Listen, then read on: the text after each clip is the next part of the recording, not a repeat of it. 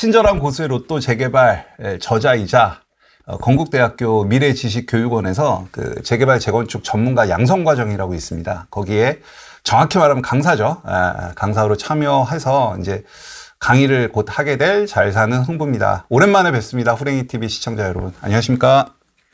반갑습니다. 진짜 오랜만에 촬영. 네, 진짜 작년에 제가 작년에 2번 나왔었고 오랜만에 나옵니다. 네. 그래서 어떻게 지내셨는지. 그 사이에 시장이 또 많이 바뀌었죠. 많이 바뀌었습니다. 많이 분위기가. 바뀌었죠. 예. 재개발 시장 쪽도 마찬가지고 예. 일반 아파트 시장도 마찬가지고 맞아요. 정말 다이나믹했는데 네. 어떻게 지내셨는지 궁금해요. 일단 저는 작년에 전 되게 바빴어요. 장이 별로 안 좋았는데 작년에 그 서울 오세훈 서울시장이 밀고 있는 신속통합기획이라고 있거든요.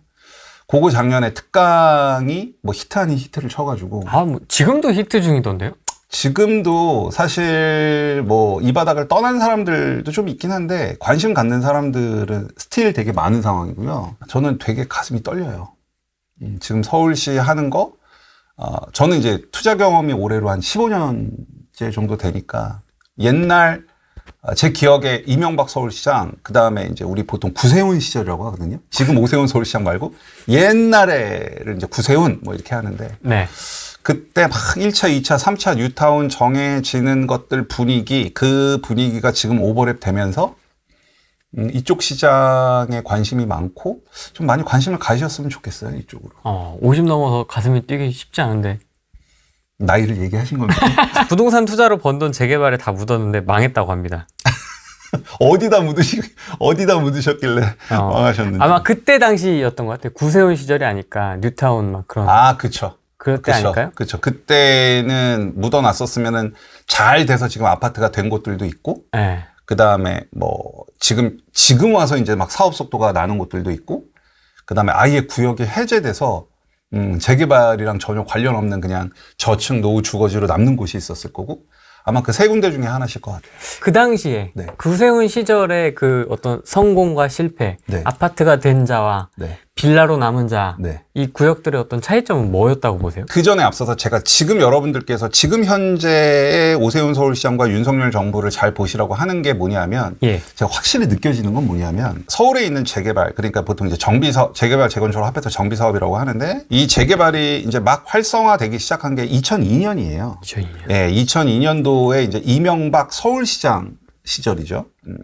이제 이명박 서울시장께서 뉴타운이라는 걸 처음에 갖고 오죠. 이제 정확히 플레임으로 따지면 재정비 촉진 지구라고 표현하는데, 이제 사람들은 뉴타운이라는 거에 더 익숙할 거고. 그래서 이제 뉴타운이라서 1차 뉴타운 시범사업지로 왕십리, 그 다음 기름, 은평. 이렇게 세 군데를 선정을 하죠. 근데 이게 막 그때 당시에 붐이 일긴 일었는데, 사실 그때 당시만 하더라도, 이 재개발 시장 쪽은 대중화되진 않았었어요. 그냥 아는 사람만 투자하는.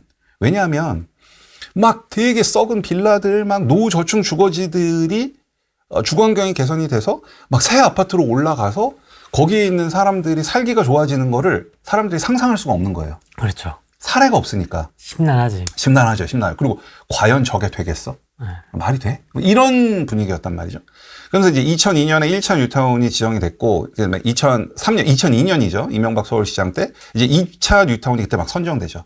그때 선정됐던 대표적인 곳이 어디냐? 한남 뉴타운. 아직도 안 되고 있죠, 사업이. 그러네. 네, 2002년인데 지금 2023년인데 그나마 속도가 빠르다는 한남 3구역이 아직 관리 처분도 못 받았으니까.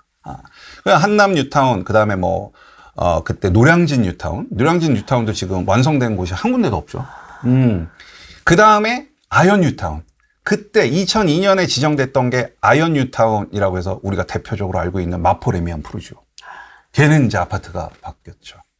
그리고 뭐 돈이문 뉴타운. 거기죠. 경희궁 자이. 그런 데가 이제 2차 뉴타운이었고. 그 다음에 이제 2005년에 오세훈 서울시장으로 바뀌죠. 그러면서 이제 오세훈 서울시장이 3차 뉴타운을 지정했던 게 뭐 흑성 뉴타운은 좀 많이 바뀌었죠. 그 다음에 뭐 부가현 뉴타운, 그 다음에 뭐 거여 마천 뉴타운, 장위 뉴타운, 상기 뉴타운에서 3차 뉴타운 지정을 하는데, 그때는 사람들이 성공 사례가 없었기 때문에 이게 진짜 바뀌어? 라는 의심이 많았고, 실제 그 바닥으로 진입하는 사람들이 많지 않았었어요.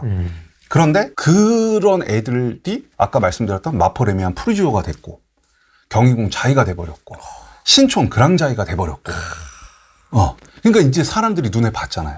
아, 막 썩은 빌라들이 저렇게 아파트가 되면서 그 지역의 랜드마크가 되는구나를 이제 알았단 말이에요. 네.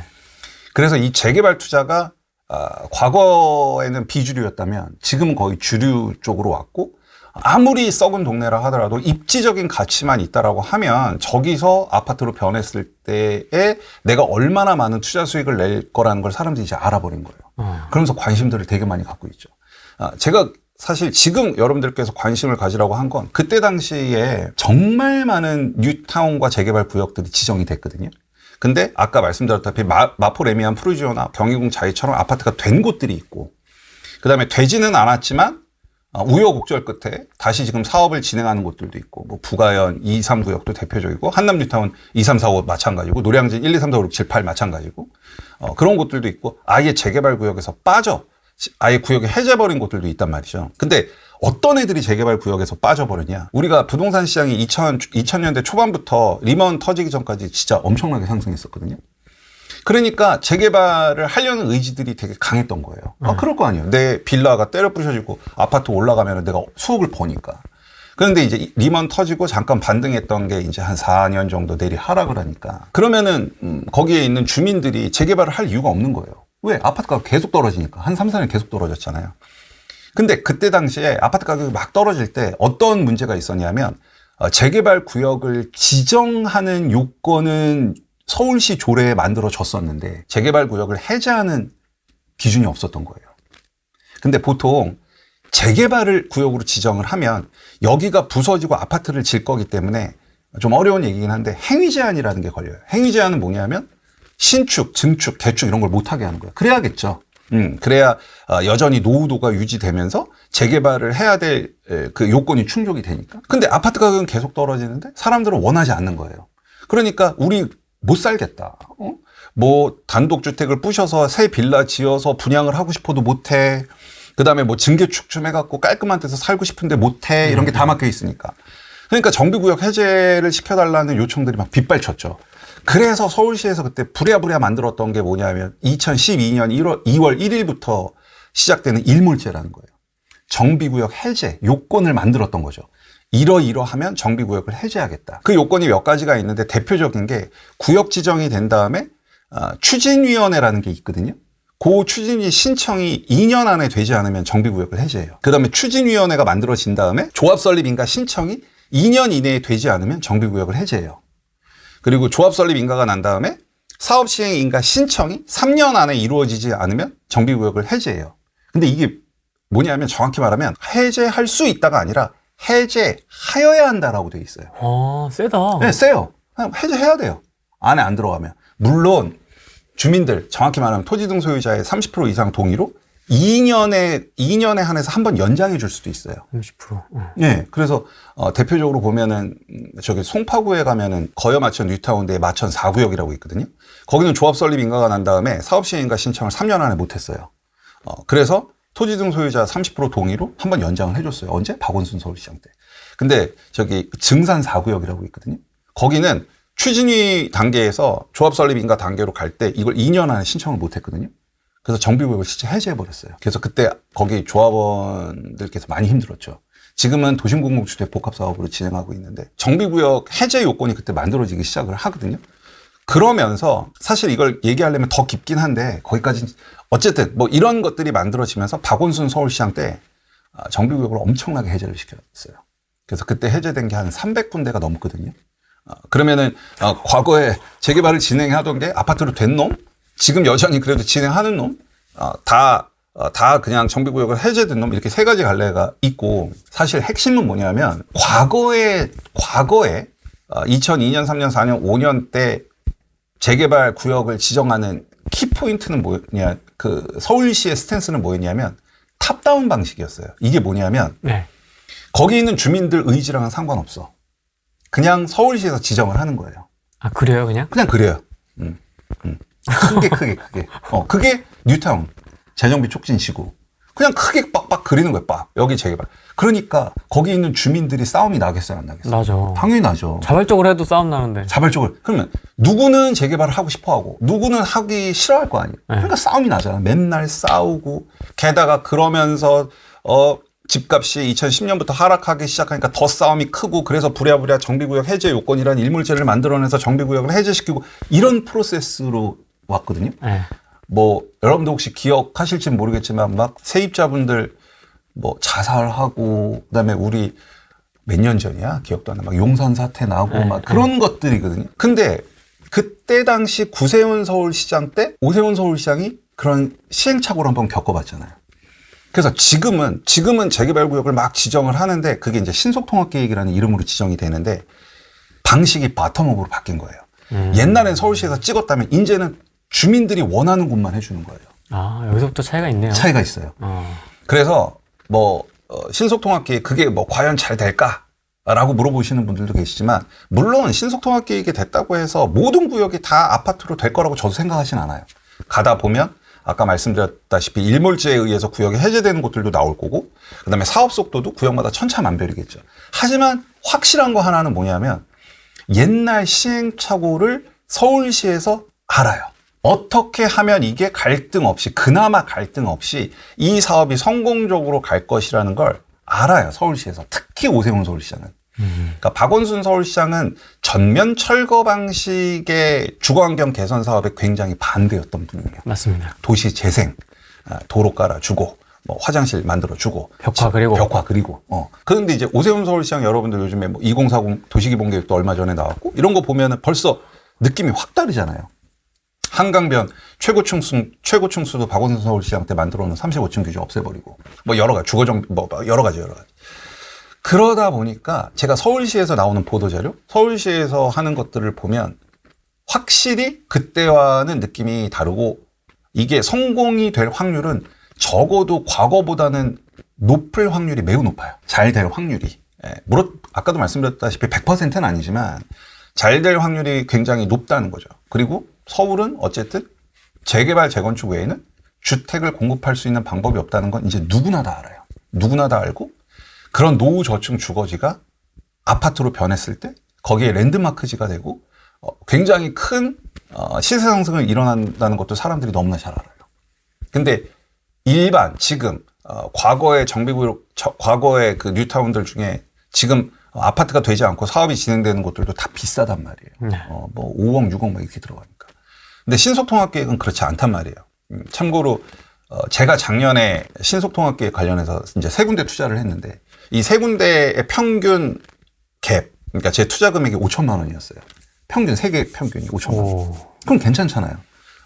이것들이 이제 잘 크면은 수익률이 꽤 높을 거거든요. 근데 물론 지금은 이 소액이 좀 어느 정도 깨졌어요. 그 빌라 전세 보증도 많이 줄어들었잖아요. 옛날에는 그 공동주택 공시가격의 150% 선에서 전세 그 보증금의 100%까지 해줬는데 이제 공동주택 공시가격의 140%로 5월 달인가부터 아마 줄어들고 거기에 또 전세는 90%까지밖에 해주니까 당연히 갭은 좀 커지게 될 거란 말이죠. 그렇지만 저는 내가 갖고 있는 자금이 크지 않다라고 하면은 지금도 너무 유효하다고 저는 보고 있고 그다음에 이제 뭐 한 1, 2주택자가 내 자산을 키우기 위해서 조금 더 많은 투자를 원한다라고 했을 때 상대적으로 소액으로 하는 거는 이 시장이 가장 베스트지 않나라는 게 제 생각이에요. 과거에는 위에서 찍어 누르는 방식이었다면 네. 지금은 그때의 시행착오를 답습하지 않기 위한 학습 효과도 있고 네, 맞아요. 그다음에 바텀업 방식이라는 또 승통 맞아요. 네, 이 방식이 있기 때문에 좀 더 괜찮은 환경이라고 보시는 거군요. 엄청 큰 차이가 나죠. 왜냐하면 지금은 주민들이 원해서 하는 거니까. 그래서 서울시에서 보면은 신속통합계획 공모하려면 동의율이 30%가 넘는 곳만 공모할 수 있어요. 그리고 걔가 구역 지정이 되려면 동의율이 30%에서 66.7로 끌어올라와야 돼요. 그다음 조합 설립 인가가 되려면 동의율이 75%로 끌어올라야 되거든요. 그러니까 지금은 이제 주민들이 원해서 올라오는데 근데 또 제가 작년에 자치구청이랑 이런 데 임장 엄청 다니잖아요. 그러면 공모 기준이 그 주민들, 토지등 소유자들이 30% 이상 동의를 하면은 신속통합계획에 공모할 수 있거든요.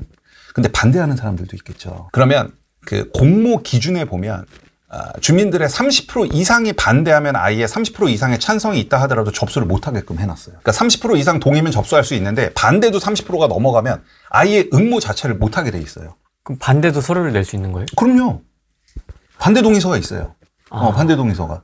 그러면 근데 실제 필드에서는 어떻게 움직이냐면 반대 민원이 좀 있으면 그 기준은 자치구마다 좀 다른데 반대 민원이 좀 있으면 안 해주려고 그래요. 과거에 그랬잖아요.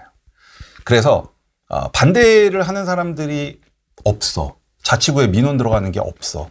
근데 토지 소유자의 동의율이 30%가 넘어.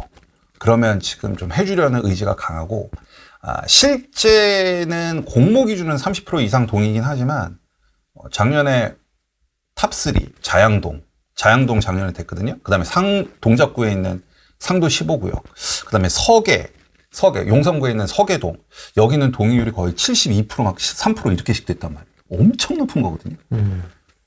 그런 데는 잘 갈 수밖에 없겠죠. 일단 서울시에서는 해주려는 의지가 너무 강해. 주민들도 원해. 와이나 안 될 이유가 없다는 거죠. 우리 모두가 원해. 다 원해.